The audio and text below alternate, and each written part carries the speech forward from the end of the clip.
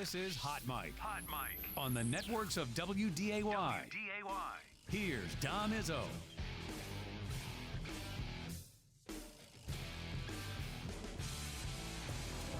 It's that time. An author. Offensive production, number 1. Number 2. I forgot. Golfer.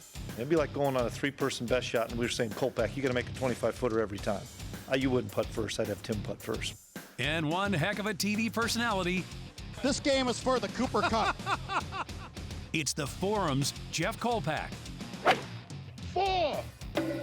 I should have yelled 2. All right, he's back from the mountains of Colorado. Your quads got a nice workout here the last week. You know, the hills are higher in Colorado, I discovered. Breaking news. Yeah, breaking news. You were out on a bike trip? How'd it go? Yeah, with college friends and a couple guys from here. It was just incredibly fabulous to see the old USA away from cell service. Yeah.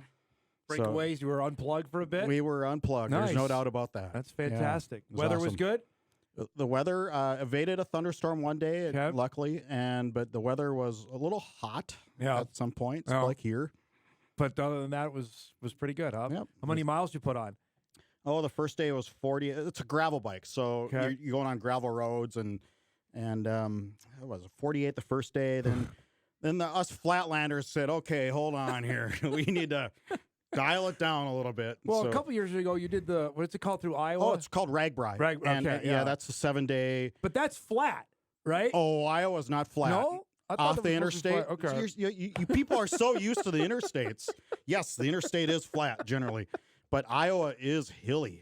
Oh my goodness! But not like obviously what you just experienced. But you're on a road bike, so it's less taxing, I Okay. guess. So than this was way more taxing than what you did I found there. out what true climbing is all about on a gravel bike or / mountain bike. It's a couple weeks away from the Tour de France, so you could say you I'm go out. do that now Yeah, God. after Although, what you've experienced. I did get back in time in cell range to see. I was watching my Ring camera on Friday, right? It's Friday, going, God, I hope my house doesn't blow away here. Oh my goodness! Yeah. So yeah, I just saw your kudos to your weather team, and weather's real. It is real. Man. Well, when it's like that, that's when it's really scary, and waking up and we had, the pictures in the forum and our video on WDAY to see what the path of destruction laid. That is, man, you just make sure everything's safe. That's all that matters. Stuff is replaceable. Life is not. That's the biggest thing that I was thinking of. And granted, it didn't nearly get as bad here in town as it did, obviously, to the south of us, but But what if that was a little farther north? Yeah, we got something I have really bad. seen a lot of photos and video of tornadoes. I don't know if I've ever seen anything like we saw out in of Enderlin. Oh my God! Yeah, It's just that's your heart just wild stuff there.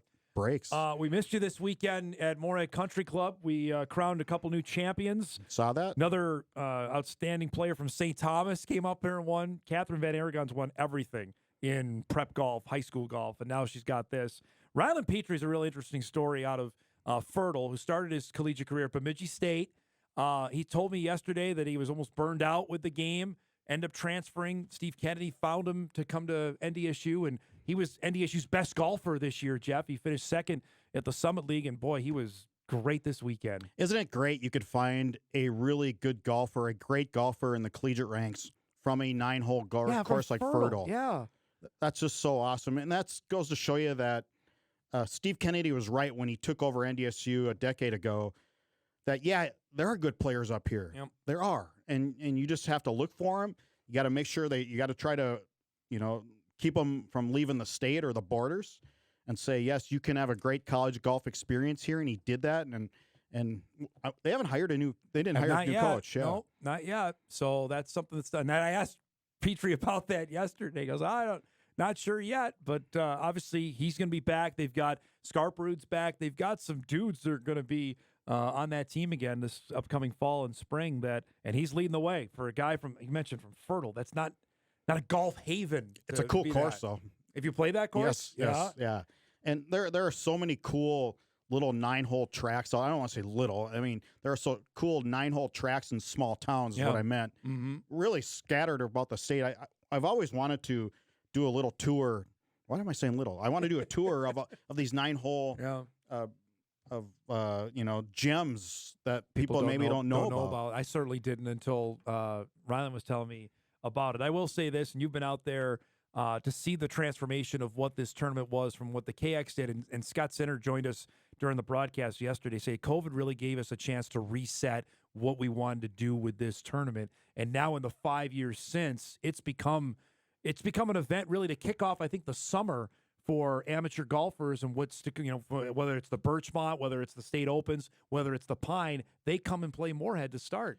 Yeah, I think there's a couple kudos there. First of all, to Moorhead Country Club for giving up the course for 3 days. Actually, it's probably a week, right? I mean, to prep members, right? To prep it. Yeah. So that's not as easy as it sounds. In prime time play. I mean, Fargo said no more to the Bobcat because they didn't want to give up the course. So, kudos to Moorhead for allowing, Goose and the team. And obviously, I'm sure he slept 2 hours, if at all, between Friday and Saturday. He's sleeping today, I can tell you that. Yeah. So the Moorhead did a great job. I love the fact, and I don't want to, pump our own tires, but I did check out as much as I could your coverage. Yep. You guys again were spot on. Awesome stuff. It's hard to do. You're pushing buttons in the old technology world. Yep. We're not CBS. Not yet. We're covering the Masters. We're getting there. Yeah. We're getting there. But what, 9, 10 cameras? Yeah, we had just 11, I think, total. I mean, we were all over the golf course. We had every hole covered. So, 11. That's 11 cameras. Yep. Strecker would know. He's still sweating from the last 3 days. Kyle looked at me yesterday after we were done and go, no more. No more. Did nobody tell the crew to hydrate? Everybody, no, it was just a matter. Out there, especially in the back nine, there's no Saturday. There is about 4 o'clock. There's no shade in the back nine. And here's the thing, because they had the delay because of the weather, they had split tees going and was lift clean in place. So you had the combo. We had 6-hour rounds, Kolpack. So there was one point, Greg McCullough and I looked behind us, and we're right behind the 18th. And for people that don't know the golf course, the 18th green and the first tee are right next to one another. We had 6 groups waiting to tee off on the first tee right behind us. Yeah. It was log jam city. Point being, there were parts in the golf course, there's no shade for those guys to get away. That out there by the alley, there's only a few spots, and I'm sure they were coveted to get under trees out there. Yeah, 2 jumbotrons on the course now, and they survived the storm apparently. Yeah, everything was good. We lost a couple of tents from what I gather but every knock on wood, as far as I know, on Monday at 10:12, all of our equipment made it. Weather always hits that tournament, does it not? It does. Yep. It does. It's just like clockwork. Fortunately, it didn't hold up play nearly as much as it did a couple years ago when we dealt with it, but it was a great event and turned out to be 2 worthy champions there. We still haven't really had a tight finish yet, though. Petrie ended up winning by 4. Van Aragon won by 4. We haven't had one come right down to the wire. Well, the first year I think that you did it, we did, right? We had a playoff that year. Yeah, that was Nate DeZiel and Holmgren, right? Yeah. That went to a playoff. Since we have not had anything. It's been Boat Race City on Sunday. Yeah, that's when I think Nate was on 18. He drove it into the right trees, and I was kind of a rookie. Well, I was a rookie doing this on the course reporting, and I thought, God, do I ask him what he's using for a club or not? So I did. That's what you're supposed to do, though. Well, usually the caddy, you motion the caddy, go, 7 iron, and what are you doing? That's good stuff. We're sitting here. It's June 23rd. We're a week out. We've not heard anything from North Dakota State, North Dakota, or South Dakota State about their intentions on the House settlement. I think when we were here 2 weeks ago talking about this, you and I was told that NDSU was leaning towards opting in. Now I believe they're leaning towards opting out, which nothing's changed in terms of information, but I think what they want to do is they want to, I think, maybe wait a year before doing it. Well, I think the most important thing to the fans out there is it's not going to change your perception of how this program operates, whether they opt in or opt out. It's all stuff that's going to happen internally, whether they want to let so the rosters will be grandfathered in, which is kind of one reason you don't go to 105 right away. You can grandfather. That was one reason to opt in. Correct. Was for that. The part on it now is I don't know how many more scholarships do you think that they would want, if they wanted to, would raise? That's my question. Well, yeah, I think you have to go to 105. Do you not? Wow, that's a lot. That's 40 more scholarships for football only. Then you got to raise 40 on women's sport. I don't think so. I think I don't think there's as many. I'm not saying right away, but at some point you have to. I don't. Well, step ladder if it up. FBS aspirations are out there, then yeah, they have to do that. I just don't. I don't know how many other schools are going to be able to afford going to. Well, even 80. Mike mentioned this last week to me, and he goes, if you want to be FBS, then I think you need to start acting FBS. Acting FBS, and so that would mean increasing your scholarships. And you go to the Mountain West and go, oh, we're at 95 right now. Yeah, and I talked with Matt Larson. What's Northern Illinois at? Well, right, they're going to be at 85, and they're going to go obviously because they're in the Mountain West now. Are they going to go to 105? Is the money there in DeKalb to go to 105? It better be, because look who they're going to be playing up against. That's what I'm saying. UNLV's going to be at 105. Those other schools that are still left in the whatever the Mountain West is now will be at that. I hear that. I think that makes sense. I just don't know how many at this level can, like Southern Illinois announced they're going to do it. Murray State announced they're going to do it. Well, but that's a basketball decision. That's not a football one. There's no way they're adding more scholarships in football, right? We were there.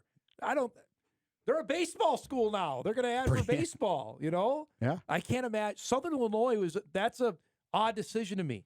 We've been there. We've seen Carbondale. To me, I think that's a basketball decision, I think. Well, the directional schools, too, in Illinois have just struggled to maintain enrollment. I'm going to I believe we're going to have the USD AD is going to be on either tomorrow or Wednesday on the show, because USD did. And I'm really intrigued on what the thought process is on that. South Dakota State has not made up its mind. No, and I think they were a hard no, and now I think they're waffling, much like it's I think UND is definitely in because of hockey. Look who they have to, if they're playing Minnesota, Wisconsin, those schools all have to be in, then UND's hand is kind of forced there, right? It's your number one sport. Yeah, you have no choice. It's going to happen there.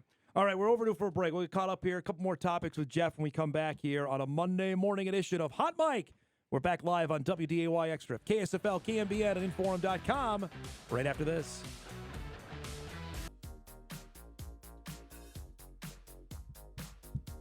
Welcome back, everybody. A few minutes left here with Jeff Kolpack. I thought I would be totally worthless to you today. I'm more than usual. You're doing more great. Than usual.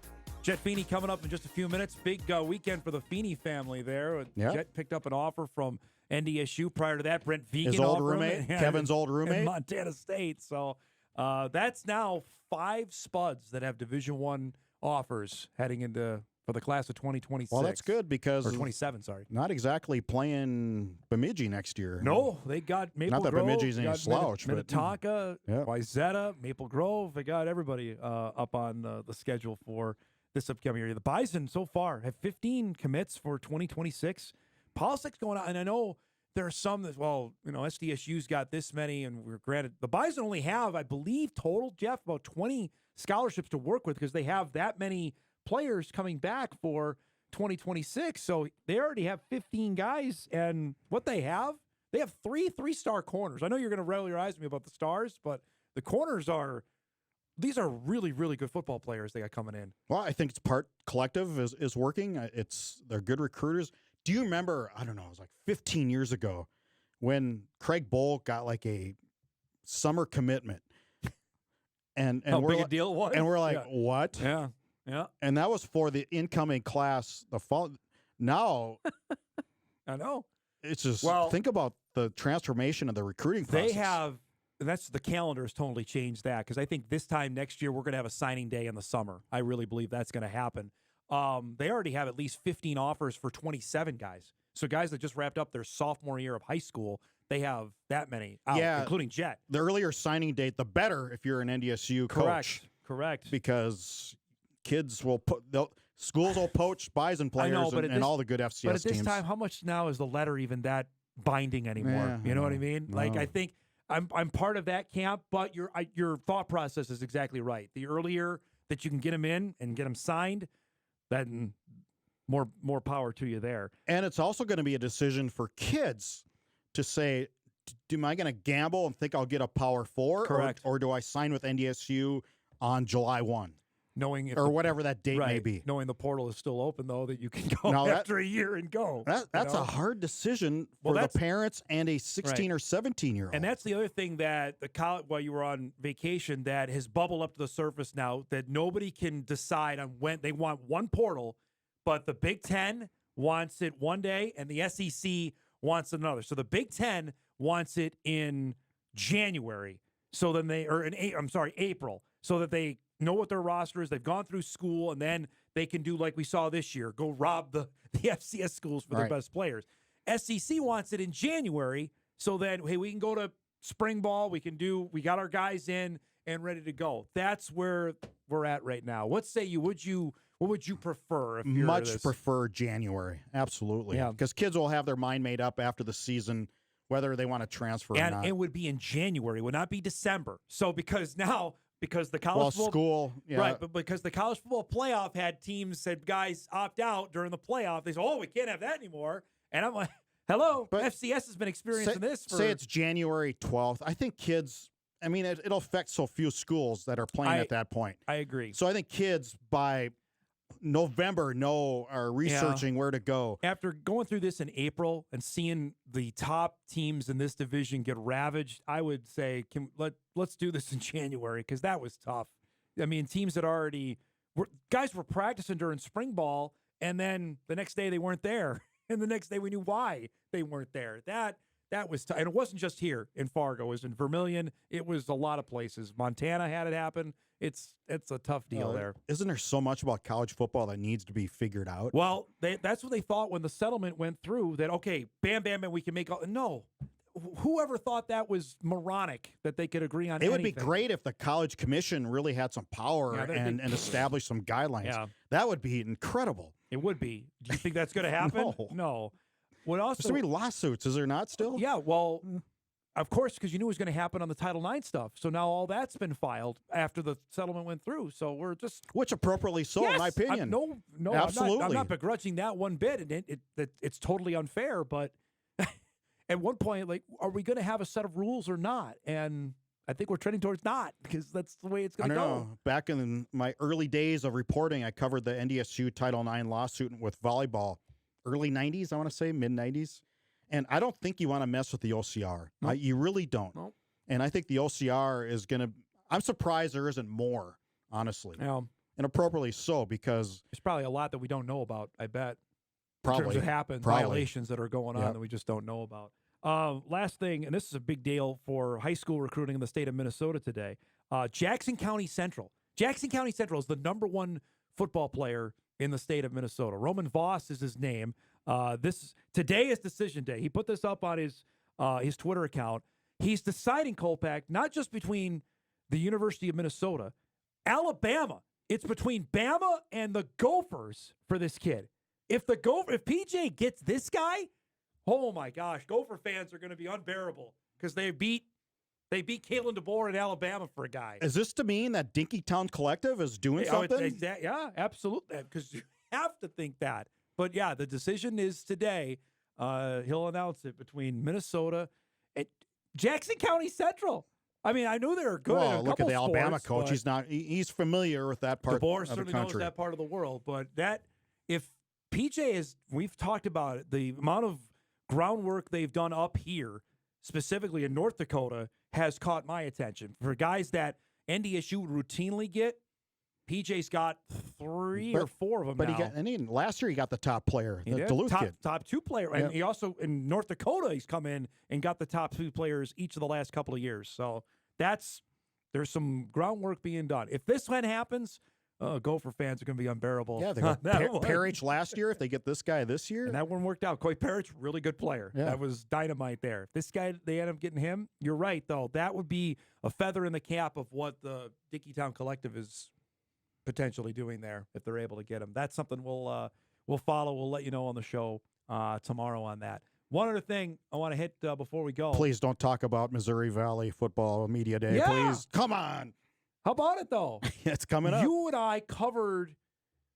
My point is not it's coming up, that they are doing it. We went to St. Louis. I remember that's awesome. Yeah. that we went there when the Bison first got into the old Gateway before they changed it to the Missouri Valley Football Conference, and they haven't held an in-person one since. That was 2008, I want to say. So it's 2025. It's a good deal. It's a good deal Curious for the to league. see the media participation. That was what I was going to ask you I about. don't know. Because the amount of we go to all these places. How many now? mean, how many even staff, like for a newspaper, even staff it to cover teams anymore? How many opposing beat writers on the newspaper side do we see at the Fargo Dome anymore? Outside of the Dakotas, when it's the I mean, Randy at well, Illinois State hasn't been up here in a couple of years. Has Randy been up here? Randy Reinhardt. I think he covers travels Illinois with the State. team. Okay, so that's one. Youngstown, no. Is Jim still with Northern Iowa? Jim He does, Nelson yeah, does? but he doesn't cover them per se. So I don't know if Northern Iowa, if they travel. Northern Iowa didn't send anybody last year. No. I know that. Youngstown, no. Southern, no. Murray, no. No. Who am I forgetting here that's out of the axis? Obviously, UND, yes, will Yeah, cover the Dakotas, all the yeah. South Dakota Yeah. media because you're right there. Yeah, that's everybody. So it might be a lot of familiar faces. that we Wyatt see. at and most state, he would have probably made Yeah. that trip, but They're big time They're- now. Since they're a week from today, they are FBS official come July 1. I think it's long overdue, especially considering when you saw, the Big Sky do it, the CAA does it, and the Valley was doing it over Zoom or a telephone. Heck, it was a phone call? Remember that? yeah. Remember those days we did that? I mean, this is long overdue. I think the day Missouri State goes FBS, we need to do a welfare check on Mike. Could be a tough day. It could be a tough day for a lot of people. Thoughts and prayers to him that day. That's not great. Great to have you back, bud. I'm glad you had a good vacation, and we'll talk soon. Good all to right? see you, Dom. Jeff Kolpack joining us each and every Monday in studio. His appearance is brought to us by Northwestern Mutual. We'll break. We come back. We'll head across the river over to Moorhead. Big news over the weekend. We mentioned it. Quarterback for the Spuds, Jet Feeney, offered by North Dakota State. We'll visit about that and a couple other topics when Hot Mike returns after this.